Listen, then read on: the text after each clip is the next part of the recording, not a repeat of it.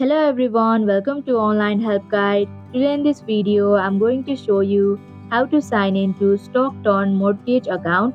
So without any further ado, let's get started.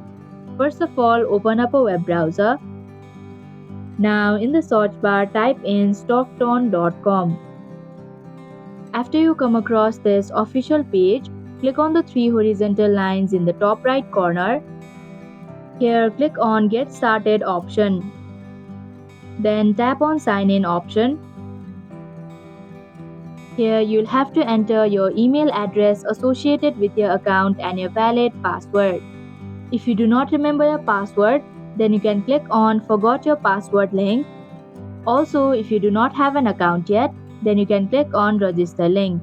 After entering your details, click on the Sign In button to proceed. And that is how you can sign into Stockton Mortgage account. Thank you for watching Online Help Guide. Hope this video was helpful. If it was, then hit the like button and comment down if you have any questions or feedback.